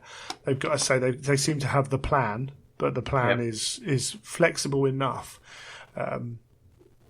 It's going to be more than just a trilogy. Whether that's more novels than a trilogy, or whether that's a trilogy with shorts around it and ebooks and whatever, or audio stories, who knows? We'll have to wait and see, I think. Yeah, they are clearly going to do it in multiple formats, yes, which will please some people and displease others. Yeah. Fine, is what it is. Yeah, they said with tongue firmly in cheek, it's probably going to be more than 3. Yes. I gather the original plan had many years ago been that they'd start and end with a trilogy, which I can see the sort of poetic sense of that, but they clearly recognise that's not going to work anymore. I think we'll clearly have quite a lot of stories. However, whatever format those stories come in, we'll wait and see. I was thinking the other day about whether we can infer anything around the number of books in total. So we know that Slaves to Darkness then, well, Wolfsbane and Slaves to Darkness, between them will take us up to 50. Yeah. Book 50. There were, 10 authors there or thereabouts in that High Lords of Terror meeting? Yes. Guy said he wants to write at least one more. Right, yeah. After Wolfsbane. So I thought for a while maybe 60 or thereabouts is going to be a good bet. How many stories have we still got to put in? Because as well now, I think some of the novellas they're going to do now won't be part of the main series, like they did with Sons of the Forge. Yeah, whichever one it was. I just wonder that I get a sense that the novellas and the short novels stemmed from business decisions rather than creative decisions. Right. At least some of them. Yeah. If I were a betting man, I would bet on not that many limited edition releases. No. Before the end of it. So I think if we get many fewer than 10 more books, I'd be surprised. Yeah, if we got a lot more than that, I'd also be surprised. Yeah, I think with the jump, there appears to be, I don't know this for sure, appears to be a jump from pre-Yarrant to post-Yarrant. I think there was something mentioned about they might not visit it, but don't take that for taken. Yeah. Which means that's a story that people were expecting to be there. Beta Garmon was another one people were expecting to be there. I wonder if Beta Garmon will be handled within Adeptus Titanicus and maybe releases to do with that sit alongside the numbered series. That would make sense. Yeah, which has a logic to it, whether it's right or wrong. So you're getting down to, Ruinstorm has pushed 3 stories.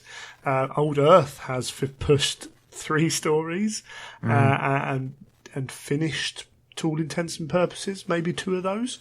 Yeah.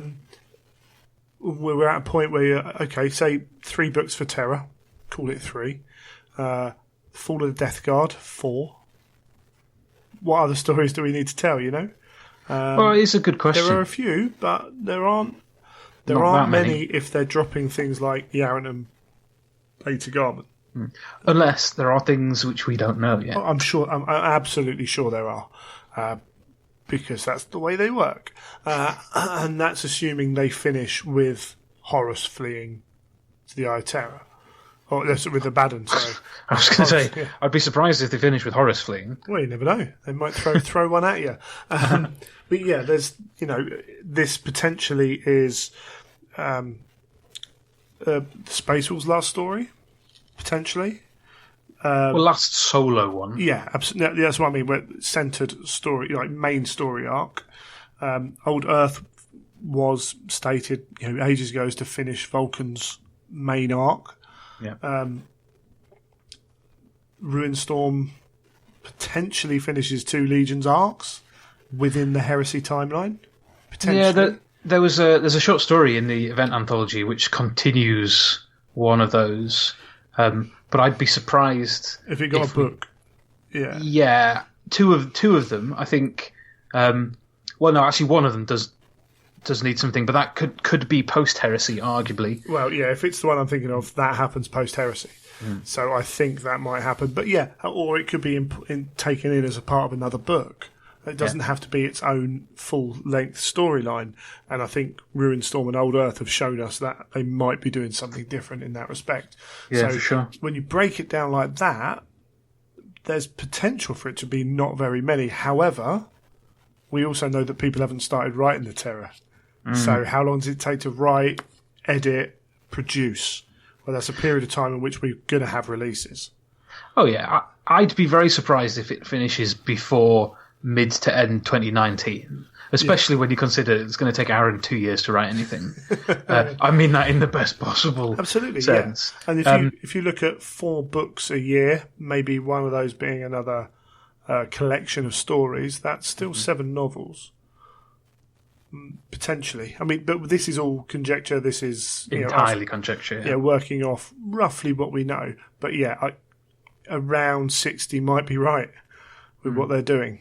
Yeah, but just enjoy it. I mean, it won't be the end. I'm fairly sure of that, because this is you don't want to use the word cash cow, but this is because that's not quite the right term. But this has been a good source of revenue for Black Library for 10 years, and now you're not just going to drop that dead when there's still stories to be told within the Heresy. Yeah, I feel that the Primarch stuff. So since we started to see Primarch's short stories, so we've seen Grandfather's Gift, which was Guy's Mortarion one. And there is Ferrus Manus story in the event anthology, which anyone else can pick up at any Black Library event, 2017-18. And they are both about the Primarchs, but they're not Horus Heresy series stories. They're Primarch series.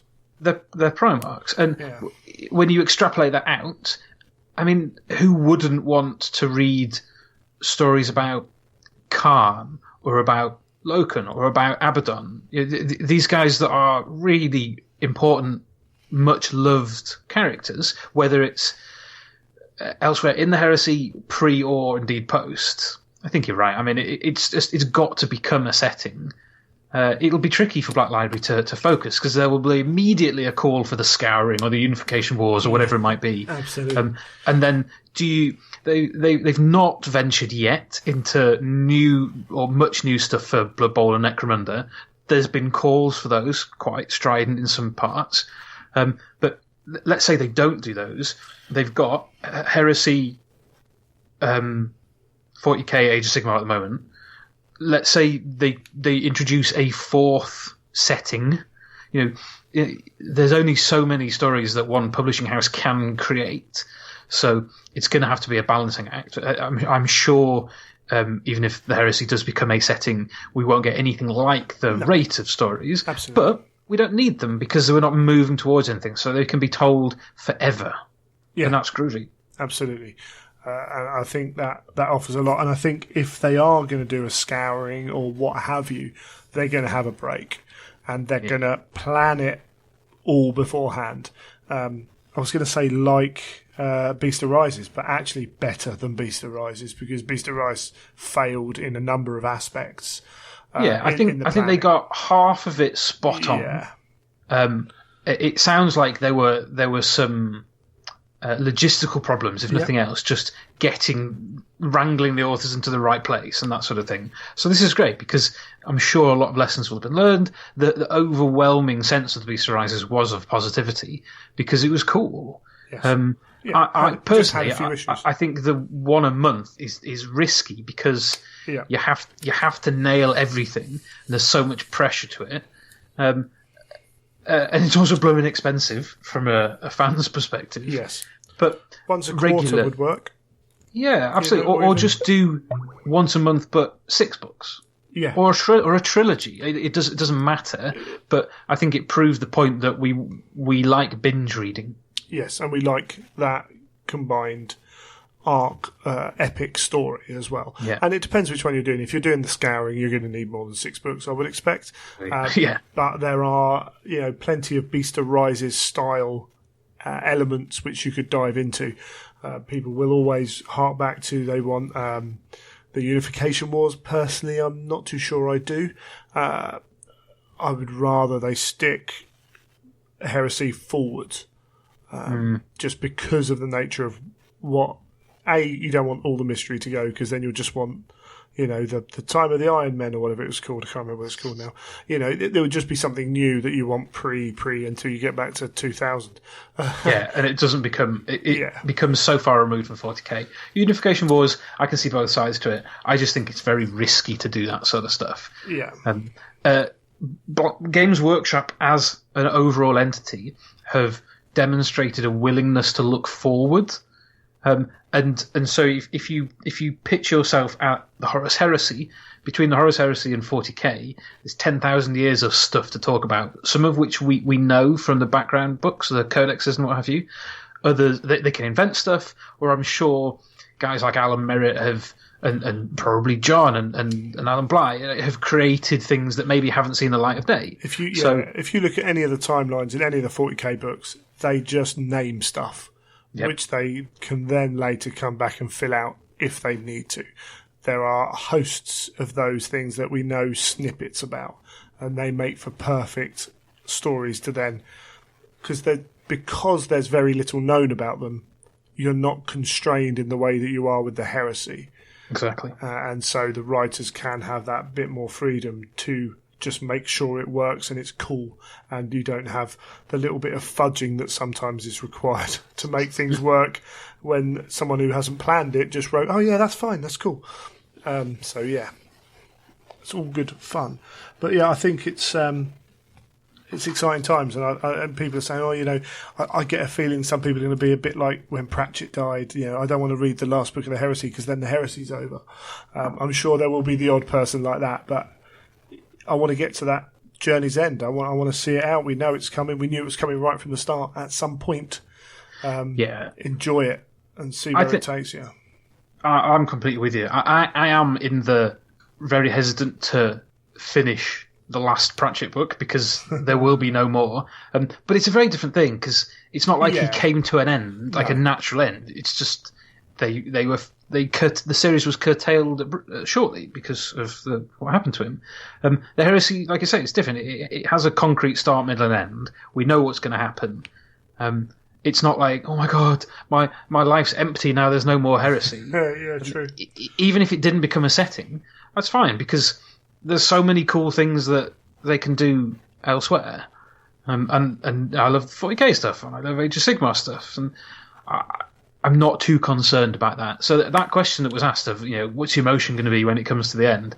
I'm sure emotions will run high from a lot of people, because this is real high drama by the time you get to the end of the Siege of Terror. Yeah. And we are all, to a greater or lesser extent, engrossed and invested in it. So when certain characters fall and certain victories are had, it'll be quite emotional, I'm sure. But then we'll all look forward to some more awesome Space War. Yeah, absolutely. I think that's probably a good place to leave it. So thank you once again for coming on. Pleasure. And we'll grab you on another point, I'm sure. Look forward to it. Cheers, Mo. Cheers.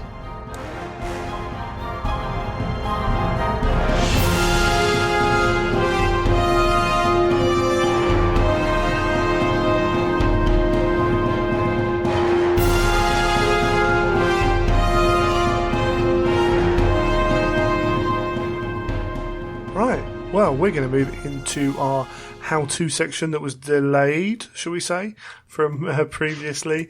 And this is, Neil, what is this one? This is how to use Greenstuff. Or modelling putty. Or modelling putty, yeah. or your sculpting choice. Indeed, depending on how you want to do it. So, I mean, let's get straight into what is it, first off? What are we talking about? I think most people who have been doing this hobby for some time will know of Greenstuff. As most people will probably be aware, in the good old days when everything was metal miniatures, everything was sculpted by hand, and the medium that they used for this the majority of the time was a product called Greenstuff. Simply because obviously it's a two-part mix of like a yellow and a blue, and that made a green paste, and that's what they used to sculpt the miniatures out of. Yep, and yes, so there are other products we will go through. As we go through, we will talk about other different products and what they do, but Greenstuff is the one that Games Workshop sell. You don't have to get it from them. You can go other places. We'll get into that later as well. And as you say, yeah, they used to build armatures and sculpt on that, and then hobbyists would want to add a fur cloak or a cloak or a bionic eye or what have you, and Greenstuff is there to allow you to do that. So this isn't the liquid Greenstuff we're talking about. That's filling cracks and gaps and holes. This is, as you say, the two-part kind of formula that you put in the palm of your hand, roll it up, and then can sculpt with or fill holes, depending on how big they are. Yes, I use it quite a lot as I think I've said this before, as an adhesive to stick parts of the model together, parts that I might want to easily remove at a later date. If I'm sticking together, dry fitting a resin miniature, I might just Greenstuff a few arms on there just to see see what it looks like when it's all stood up. I might use it if sometimes there's an awkward part where I know that putting glue on, maybe the contact isn't particularly good, sure. And I can put a blob of Greenstuff in there, and that sort of fills the gap, the void quite well. Yeah, absolutely. And as I say, if you're doing a conversion where the parts don't meet up, then it can also help bridge that gap that then forms, as well as all the actual sculpting. And as we say, sculpting can be anything from adding in a little bit of fur on a conversion through to creating a whole arm and gun and what have you. Lots of uses for it as you go through. And you being a Golden Demon painter, you don't always want to use the stock standard model. So you've indeed, used it. Yeah, indeed. You're often looking for something that stands out a bit. That could involve conversion, but I found more often than not that sometimes with every conversion you need to add something in there or bridge something or recreate a detail. I've done quite a few models where I used to strip back a lot of the detail with a Dremel and then rebuild parts of the model and then like removing certain iconography, say off a model, and then having to, because obviously with the metal models in the old days, I'd go in with a Dremel, but then that would obviously take out a big chunk of metal and then rebuild that then with Greenstuff. It was quite a long process, but it was sometimes a good way of getting like a character model and repurposing it as a different army, different legion, whatever it may be. Sure, yeah. I think the 2 new Red Scorpions are quite something that the character series that people are looking at for that, because they're quite nice. They've only got a little bit of detail on them, but you can easily get in on that, which is cool. So, Greenstuff. We've said we tear it apart and use it. As you say, it comes in these strips. What are the basics for using Well, I've got my sort of very basic tips for working with green stuff. Is number one, you can buy it in different forms. You can buy it in a strip, which is the way that Games Workshop sell it. You can buy it in big blocks where you break off bits and mix it together. One of the key things when you buy it in strip form is to not use the center section, because there's obviously where the two epoxies have met, there's a slight cure. So if you just cut a strip off and then mix it, you will get like these very small little lumps and bumps in your mix, and you may be working away with a piece and then suddenly you see this bump, and that's a piece of pre-cured green stuff that obviously has where the two epoxies have met. So it's always worth cutting that middle section out when you're going to mix, or as I do sometimes, just plucking a piece of area from either side to mix. So rather than cutting out, just pulling off what I need. Yeah, that's fair enough. I mean, if you are, again, that's for sculpting. If you are filling a gap, it's not necessarily an issue if it's hidden within that gap. No, if it's a gap fill, you probably wouldn't. And same if you're using it for adhesive. You know, if I was using it to stick something in, I wouldn't worry too much about that centre section being a problem. It's one thing to bear in mind. The other is curing time. Now, obviously, with all sculpting putties, there is a curing time. Some don't. Some you can bake in the oven. But with the curing time, there's a definite change of it phases over with its firmness. So obviously when you first mix it, it's very soft and very sticky. And then over the course of an hour, that will slowly firm up to the point where it will take shape a bit better. So it's always worth mixing up some green stuff, leaving it to sit on the side for, say, 15-20 minutes.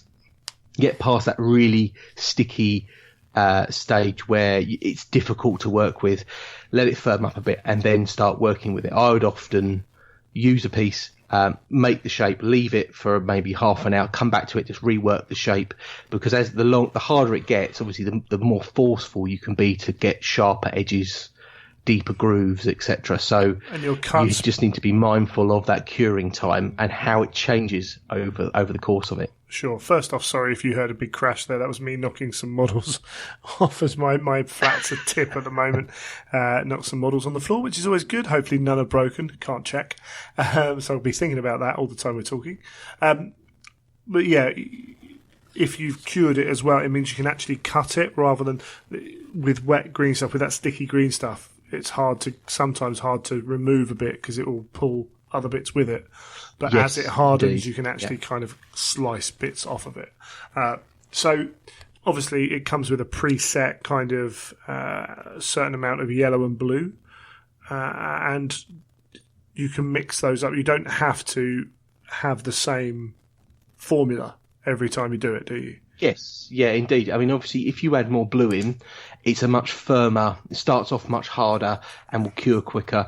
If you add more of the yellow in, it will be a lot more sticky, but it will take slightly longer cure and is a bit more rubbery once it is cured as well. Sure. So if you're thinking about what you may do after it's cured, because you may be thinking of cutting it down or sanding it or doing something with it, it's good to bear in mind of how much of the mix you make, because that could depend on how you work with it later. And that's going to be, I would advise, if you're starting off, just cut it straight down the middle, use the set amounts they give you, because until you've used it and you're comfortable with it and you understand how it works, you're not going to know whether you want it more or less firm or rubbery or, all that jazz. You're going to have to learn and understand how it works first. Yeah, definitely. And I always say this, it's like learn your medium. When you're working with paints, play with them a lot, try different things, you'll learn how to apply them. Same with green stuff, play around with it, and you'll eventually get to the point where you know how it's going to react, you know what you can and can't do, and it makes life a lot easier, just that sort of playing around stage. So it's always worth giving that a go. Another good tip is obviously lubrication for your green stuff, because obviously it is very sticky. The first thing I always used to do was obviously wet the tools that you're using to stop them sticking directly to the green stuff. I would say that after you've worked with it a lot, you use less and less water, and you even get to a stage where the amount it sticks to your tools can actually aid you, because I used to sometimes allow that to pull a piece out or tease it out slightly when you know it's stuck slightly to a blade. So you can play around with that. If you flood it with water, obviously, one, it can obscure your vision a bit when you're trying to see what the shape looks like, but it can also cause problems when you're layering up or trying to stick, say, green stuff to green stuff. If there is lots of water on it, you'll find that suddenly, that sticky bond isn't there and bits might come off as you're trying to shape them, etc. So you have to be a little bit careful with not flooding it with too much water. But usually the rule is, you can't, the green stuff isn't soluble. So you can just leave it in water and it will cure. It won't dissolve where some other resins will. So it's useful to know that you can just keep chucking water on it and, you're not going to cause it any harm. I started trying to work with some other ones and then found out when they started dissolving, found it very frustrating that obviously I was losing the control as it was getting slippery and it was moving all over the place. Yeah, that's fair enough. It's something... certainly right from the start I find it sticks to my hands a lot, and that's where I do use the water when I'm actually rolling it up, because you don't want it all over your hands when you're then trying to do stuff to a model. That's a bit of a pain, but and Vaseline's good for that as well, putting some Vaseline on it to try and take away that stickiness. Okay, cool. And you talked about tools, using your tools. What kind of tools are we talking about here? Because, really, I find with Greenstuff, the funny thing is that my favourite tool is the GW sculpting knife, which I bought many, many years ago. But it's just very versatile. It sort of will do most jobs. It will make most shapes. It will smooth most things out. You can buy there's quite a few tools on the market. There's lots of clay shapers that you can buy. There's specialists tools with specialist ends, wax carving kits that have got all funny shapes and sizes. But I find more often than not, I go back to the GW knife for just doing bits and pieces, because it is, it's well designed. It does the trick. And ultimately, for the money, it's easy to get hold of. And if you're starting off, you're not going to need huge amounts of tools. So it's always worth to try and give that one a go first. And interestingly enough, a lot of the sculptors that I've ever spoken to seem to make their own tools. So they seem to, they'll have I remember Edgar back when I spoke to him at a few events, he'd have this big pencil case full of all these old brushes that he'd cut the ends off, and he'd put, bits of blade in that he'd ground down, and bits of needle and like hypodermic needle and things for making shapes. And he'd sort of cut the ends of them all so he could tell all the different types. And I've spoken to a lot of sculptors, and they all seem to have their own tools and their own way of making tools. So it's always good to know that, if you think that, I could really do with something to get into this crevice or something that's that shape, get a cheap tool, get a cheap knife, file it down, see if you can make something to make that shape for you, and it can make life a lot easier. Yeah, I always remember a lot of people saying that original tool was very, very good, the GW tool, and even now saying that actually it's for the multi-purpose use for what you want it for. It does a very good job. But as you say, I listened to a few different people talking about modelling and what they're doing with that kind of thing. And one of the guys over in Wisconsin, Johnny Hastings, he goes and picks up the needles that his tattoo artist throws away after he's used them on him. Right.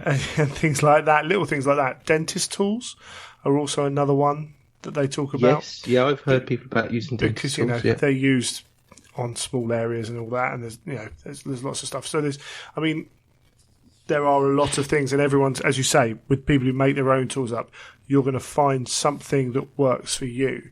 And if you can identify there's an issue that, this tool's great except for this, it might be a case of really searching around or making a tool that suits the job you want it to do.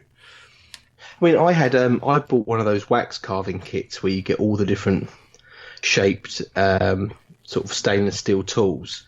And I must have, out of the whole set, I think there's only about 2 or 3 that I actually found of any use, because a lot of them were very, very big and you couldn't do a lot with them. However, one of the smaller ones that I found quite useful, one day I was applying a bit too much pressure on something and it bent out of shape. So I ended up bending it back, and then it happened a couple of other times and it all got a little bit kinked. So it wasn't quite as smooth anymore. And I took it to the garage, got a big file out, and just literally filed it right down till it was perfectly smooth again. But then when I was doing it, I thought, well, I might as well like reshape this. So I curved the end round and basically just formed it into a shape that I found would be more useful than its original form. Yeah. So it's even good to say that even if you buy a set of those, you get a big metal file, you can just literally, take areas off of them or smooth them off or make them sharper or whatever you might need. Yeah, that's cool. Yeah, there's so much difference, and the scope is, unfortunately, it's as wide as the people using it, so you can't cover everything in that. But okay, so those are the tools you're using and the techniques. Becomes hard to talk about on a podcast, I think, but there is not like the first way I would think about using it is to push, push the green stuff where I need it to be and mold it like that. But as you're saying, pulling it, these are things that are going to come with time and with study. And I think it's important, if you are going to play with it, but there are blogs and YouTube and lots of opportunities to go and find things that will accelerate your learning. Yeah, definitely. And the internet's great wealth for people showing you how to do things, so it's always worth checking those out. The way I because I'm obviously like sort of self-taught to a degree. I've just literally tried to make things, but obviously start off. I think the key thing is to start off quite small. So don't, there probably are some people out there, but if you're going to start working with green stuff, it's probably not best to go, right, I've bought a big blob of green stuff, I'm going to sculpt my own miniature. It's probably best that, as I did, I started off by adding a bionic eye to a Space Marine, and then from that I thought I'd make a bionic leg for one of my Iron Hands. And it was very slow steps, and then with that, you sort of, it's about building up basic shapes. So with the bionic eye, I was like sort of putting a nice big square above the eye lens, and then I put like a round circle on and then another round circle to make the inner part of the lens. And, then I bent a little piece of green stuff like a tube, rolled a tube out on a piece of tile and cut it to size and made a little cable. And if you build up from those layers, it's amazing how something that can look quite complex is actually made up of very, very simple shapes and layers. So if you try and break down something into different shapes, you'll probably find it a lot easier to think about sculpting, because I think faces and natural forms obviously take a lot more skill to sculpt to make them look realistic, and I think there's a real art form in that. But I think with the hobby we do, there's lots of things you can add on that are quite angular that can be relatively easy to make out of green stuff, and it's a good way of learning the medium and learning the control and what you need to do. Yeah, and it's something that's used in drawing as well, in art. Yes, yeah. They say it's all, break it down to blocks and circles and then go from there. So it's not something that's not been used elsewhere. It's been shown to work. Obviously, it's not as simple as, there is the joke, isn't there? How to draw an owl, draw an oval, draw a circle, finish the owl. It's not that level, but it certainly does add to, you've got to build up your basic skill level to then move on. As with any skill, you've got to have those basics before you can break like the idea of what you're doing with those basics. Mm-hmm. So that's cool. And as you say, it's layers as well. So yeah, if you are making that arm, essentially it's still the same shape underneath, but you can layer on the muscle on top if you want. So, exactly, yeah. Like build. If I was to say do a set of trousers or an arm with, I'd be making those leg shapes pretty roughly, but making sure they're all like anatomically correct, and then adding a layer over the top to be the material, and then putting some waves in it that just allow, so you've got the right shape to start with, and if you look at a lot of sculptors when they've got an amateur, that's what they're that's what they're doing. You know, they're building up sections and building it up and filling it out until they get to the stage of the very top layer where they're adding on all the detail and the bits that you see that sometimes you may look at and think, well, how have they done that bit? But it's all, a lot of the time, I think it's building up those layers. So anything, I think, even to the degree where you look at things like some of Sam Egan's work, you know, with his Primarchs and bits and pieces, they look absolutely stunning. I mean, God knows how he sculpts everything that small. But, you know, if you broke a lot of it down, you know, there's a lot of basic shapes in his Primarchs. You know, like the feet are always quite angular, and like, you know, the legs are always. I mean, I bet you could, if you scrubbed off a lot of detail off most of the Primarchs, they would look pretty similar, I would think, when you compare their armours and bits and pieces. Yeah, I mean, yeah, principally. The problem is it's all hidden under that awesome work he does. Yes, but that is cool. Yeah, absolutely, and it is about taking that time, and that's where, as you said, with curing it, allowing it to cure, coming back, doing another piece, knowing and understanding that is something that just takes time. Yes, you can't. It's, as you say, like painting. What consistency do you want your paint? Depends what you want to do with it. So, the only way you can learn that is to practice it and keep going with it. You've got here mixing with the other epoxy resins.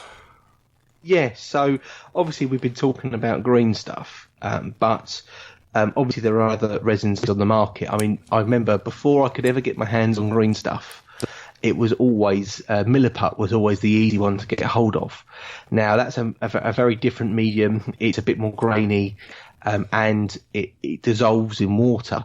But there's different grades of it as well. You can buy different grades of Milliput, but you can mix that with Greenstuff, and then the Greenstuff itself takes on a very different type of consistency, especially at the end of its curing period. So Greenstuff's quite well known for being quite rubbery, and some sculptors I know refer to it as sculpting with chewing gum. You know, it's very rubbery and can be hard to work with. But Milliput, obviously, adding that into the mix means that actually at the end you get a much more brittle and easier to work with medium. So a lot of people may add Milliput into their mix, and that will enable them to sand it and cut it easier once it's been fully cured. So you can add other resins in there to really sort of enable you to do more with it after it's been cured or during, etc. It could dry harder, it may dry softer, it may be more brittle. So it's always good to mix them up and see what happens. I've played around a few times with Greenstuff, mixing it into other things, and it's weird some of the stuff that it does. I think I mixed Greenstuff into Blue Tack once, and it went absolutely rock hard. Right. Which was not what I was expecting. I was expecting it to be sort of like quite rubbery afterwards and be like, you know, maybe a little bit pliable, but it just went absolutely rock hard when you mix it in with Blue Tack. So it's worth playing around with a few. If you go online and you maybe have some Greenstuff, try and buy some of the other ones that are out there and play around with those as well, because a lot of the sculptors don't like Greenstuff. So it may be that you've used Greenstuff in the past, but actually you may prefer a different type of sculpting putty. It may be, you know, Super Sculpty or Milliput, or I'm trying to think of all the others because there's quite a few on there. Bees putty. Bees putty. Yeah, Bees putty is another one. There may be one of those actually suits you more. So definitely give them a try. See what's out there. But mixing them up again is worth trying, because you never know what could be. What could work for you? No, definitely right. Before we move on to like kind of where to go and purchase things and stuff, there is one thing which I have been looking at, and that is utilising moulds for Greenstuff. So primarily the ones I see as I look around are moulds and rollers or printers. So we're looking at something like cable mould kits, which are quite common now, and essentially put the Greenstuff in, close it, get a cable. It's not rocket science. And then the other one is for basings as well. Yes, and they appear to be simple enough ways. A little bit of a faff, potentially, because you have to do it to get the mould, then you have to wait for it to dry and everything else. But cheaper than buying resin bases, potentially, depending on what you're using to make it out of. But also, the companies are now doing like these print rollers. So the idea is you put your green stuff down, and then you roll these rollers over the top of it to imprint onto the base. I don't know if you've used any of them. I haven't used any of those, no. But I have used made my own moulds before and used green stuff. So when I did a Skaven Lord once, and I wanted him to be sort of in the sewer and wanted all this brickwork. And at the time, a local store manager had remember the old fantasy castles? Yeah. And I was like, oh, do you know what? That brickwork would be perfect. And I was like, can I cut a section of that castle out? And he's like, no. And I went, well, I'll tell you what I'll do. So I got a piece, that moulding, that self-mould material where you heat it up in water. Yep. I can't remember the exact name of it, but you heat it up in water and then it becomes pliable, and I put it over the texture, allowed that to go cold and set, and then I used green stuff just to push into that mould and then create that brickwork. And the handy thing then was obviously because green stuff's quite flexible, I could then bend it and curve it and do whatever I needed to do with those with that brick shape. Yeah, so that's another example where you might not have initially thought of it. And again, you're looking at this slightly differently because you're looking at this as a painter, so you might just need a wall or something and might have a specific look that you want. But you wouldn't necessarily do that with army painting, but you could do it with bases very easily. Oh, yes, yeah, definitely. I mean, bases, I've seen quite a few kits out there for bases where you can use a mould and create a base. I've seen a lot of people using the cable rollers and things. They look really good because I must admit making cables is a bit of a pain with green stuff. You can do it, but having something where you can roll it out, I think, is a great way of making cables. Yeah, it's having the resin ones can snap very easily. So you're looking at having something that you can repeat very, very easily. If one breaks, okay, cool. You can make some more without much hassle. So that's where I think kind of, even if that's your entry into using green stuff, then hopefully there's been something useful in this for you there. But it's certainly something I've been thinking about I might have to look at. So I think we've done kind of a good overview on how to use it, what to use it, unless there's anything you want to talk about before we move on to just where you purchase stuff. No, I think that pretty much covers the basics. Okay, cool. But there might be some people on here that have got some other tips and some other good ways of using it. So if you've got any ideas, please fire them over to us and we'll mention them. Let us know how wrong we are. That's what we like to hear. Yeah, so as always. So green stuff, GW sell green stuff. I have bought green stuff from GW. I won't again. You get a small amount for a large price. Yes. And you don't think it's a large price when you first buy it until you look on eBay and buy green stuff in, a metre-long tube for half the price that you buy it from Games Workshop. And that's the nature of the beast, isn't it? We know that. We've been in Games Workshop long enough. That's your Apple price tag. You pay the premium for that. So, eBay, Amazon, I suppose, hobby shops. You can find these products out there aside from having to, obviously if you're in America, you're probably going to have a local friendly hobby game shop nearby, more likely than in the UK still. So those guys will have products available. I bought army painter ones before and stuff like that. So there are lots out there, but I buy mine on eBay now for a reasonable price for way more than I need at a time, which is good. And I assume the same goes for Milliput and for all those others as well. Yeah, there's I would say, I've bought it on a few different places online, but definitely look look at all the different options available. There's a website that I haven't really used much yet, but Greenstuff World seems to have a lot of sculpting orientated bits and pieces there. Obviously eBay, Amazon, anywhere. I mean, I bought my last big roll of Greenstuff off Amazon. I remember thinking, I need some of this, and primed it and got it the next day. So, you can get it from virtually anywhere. Yeah, absolutely. And then the tools as well. So you're looking at hobby shops, naturally, but again, you're probably going to pay a little bit more in them. Obviously, there are online places, but there are those places where you might not think of. So if you are getting into it seriously, and by that point you probably don't need this, but as we say, dentist tools and needles and things like that are used elsewhere. But keeping an eye out for just things like cocktail sticks, that kind of jazz that can be used for something. And it's almost having that ability to then look at like everyday items and think, how can I utilise that? Yes, yeah, definitely. I mean, look at things that you may want to take a mould off of, because you could use Greenstuff for that as well.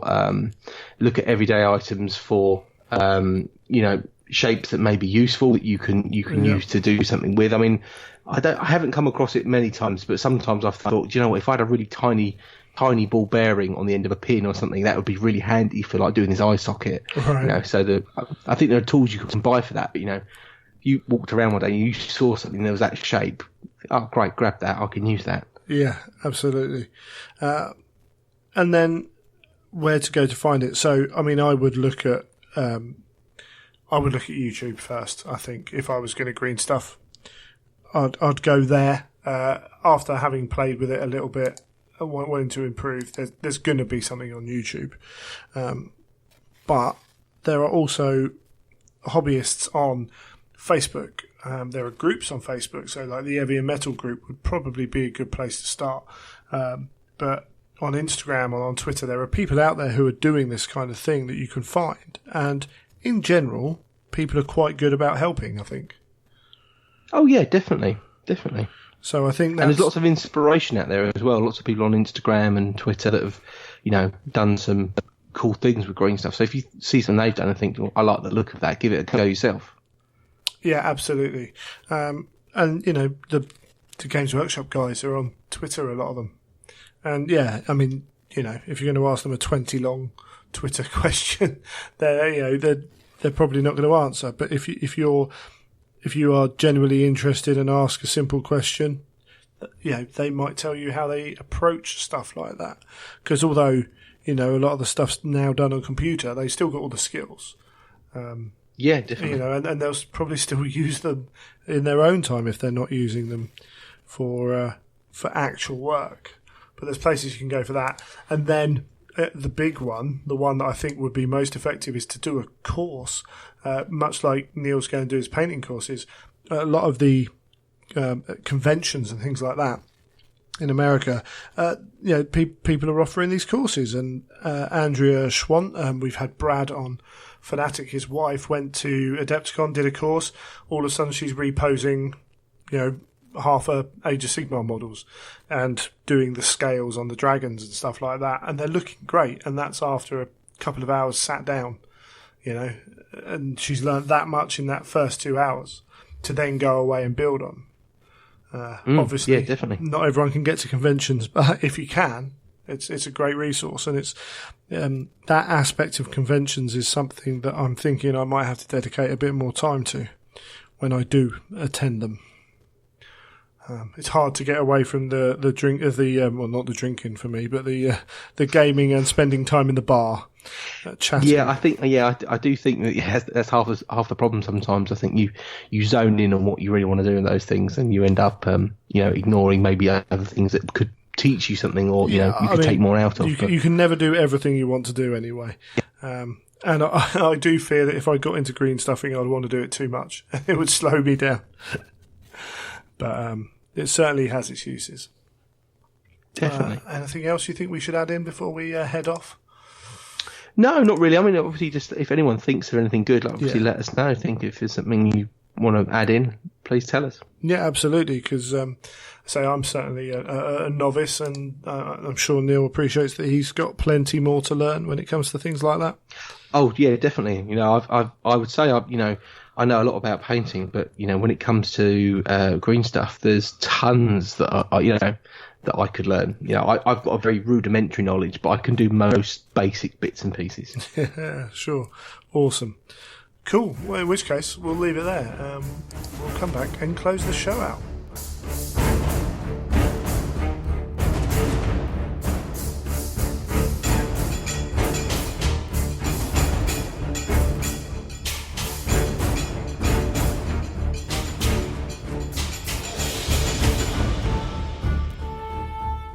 And you've made it to the end of another episode of The Imperial Truth. Couple of small bits before we head off. I was contacted by Dan, who's part of the Vale of something Wargamers. Oh, I can't even remember it. That's good, isn't it? Vale Renegades Gaming Club. And they are running an event in January called the Scouring of Silex 5. They are running it at Firestorm Games, which is cool. So 6th and 7th of January, there's an event on at Firestorm Games. I'll put a link in the show notes, and it will have all the details. So if you Google Vale Renegades Gaming Club, I'm sure you'll find their website, and they've got all the links to the event pack and the missions on there, which looks pretty cool. If I wasn't going to Vegas that month, I'd have been tempted, I think. £35, which includes hot lunch on both days, which is cool. And I think with Firestorm as well, that gives you access to the gaming area on the Friday night as well, which is cool.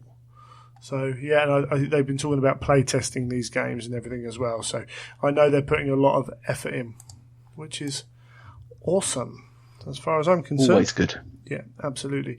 And then a quick reminder for London Heresy. So if you still want tickets, you can get them.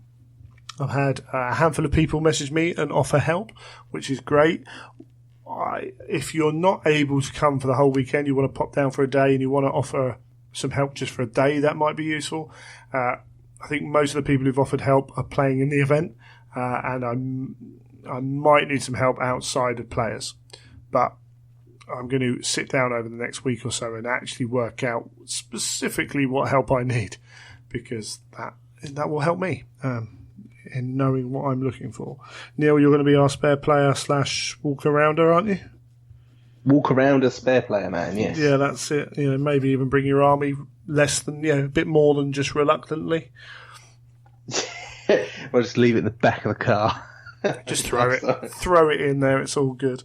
Yeah, so this is a chance to play Warhammer Heresy in the Olympic Stadium in the UK. I don't know, one thing, because I don't know who's bought the tickets, because that's not handled by me.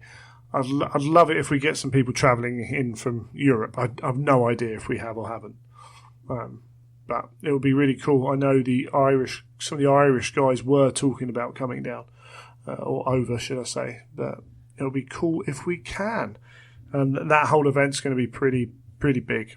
I'm kind of getting excited about it, to be honest, which is really cool. And then the other thing I did want to mention is Edge of Empire, another 30k podcast. If you haven't heard of them, guys up in Durham, we've mentioned them a little bit. Michael helped me out wonderfully at Blood and Glory, and Graham as well, and Chris, I think he's going to be on it more often. They brought some terrain down as well, which was really helpful. So massive thank you to those guys. But while they were there, Michael was talking to the Warhammer TV guys about, and he kind of mentioned, I wish I could do it, but I haven't got the gear. And then they said, we started off with just some webcams and just went for it. And he's been putting some videos up on YouTube of him testing out equipment, which has been quite interesting and quite funny to watch, actually, in a nice way. But they're going to look at streaming games, and possibly at the Durham event, whatever it's called, I can't remember the name of it, about streaming some of the games, which is quite cool. Really good. Cool. Yeah, really. So, go give them a bit of support, because they're good guys. Talking about that, they've been talking about utilising the Necromunda tiles for some Zone Mortalis, and having got them out, They're ever so slightly smaller, I believe. Oh, but really? If you want, yeah, I mean, like they're a half an inch smaller. They're not quite 2x2 or 1x1. Oh, okay, yeah. But if you want like a travel Zone Mortalis set, they're pretty cool. I'm quite digging them actually. There's a lot. How does that affect the game if they are slightly smaller? Oh, very little. Are you playing on a? I would say it's not really a major problem, is it? Because if you made your own Zone Mortalis table, there's no stipulation to make it to an exact size. Is there? A 3.8 inch board to a 3.8 inch board. The first thing you can do is just reduce the setup zones by half an inch, a couple of inches, and then you're still playing with that same kind of. If you keep that 20 or whatever mission you're playing, if you keep that kind of kill zone between you roughly the same, then that's the key. If it's a case of, and there are people who are looking to buy that game just for the rulebook, who don't necessarily want the models, or just the models in the rulebook. So there are people that will be looking to pass on those tiles. So if you do want them, yes, we all want to play with beautifully painted terrain and everything else like that. Sometimes it's not possible. You've got lack of storage at home. It's a way of being able to get the Zone Mortalis type tiles for some way you can store them and keep them well. So definitely keep an eye out on that. Apart from that, I think we're pretty much done. So if you've got any feedback, you've got any topics for the how-to section, you've got anything you want to see us revisit as well. I was thinking today, actually, maybe there's some topics, we've been going for 80 shows on this, and some of the things, maybe we didn't do justice to them the first time, or maybe things have changed. So hit us up if you've got any ideas. Greg at theimperialtruth.com. Neil at theimperialtruth.com. Excellent. And now Neil's not on his super secret project. You can follow his painting progress on the Instagram. Yeah, at Neil Paints. I think there was even a comment on my last one of someone let Greg Dan know that Neil has posted a hobby post on Instagram. Yeah, bless him. Yeah, some of the listeners are doing what they're asked to. And I will be. I'm on there at Child of Fang, and for Twitter and all that jazz, which is really cool. Instagram's been pretty good to me actually the last few days. The problem is I can't hobby. It's like, oh, that's really cool. I know I can't hobby. I've got no space, no time to hobby. Oh well. That is a problem. We'll get on with it. It's all groovy. There we go. I think we're done. Is there anything you would like to add before we head off, Neil? No, nothing from me. Awesome. Well, until next time, you have been listening to The Imperial Truth.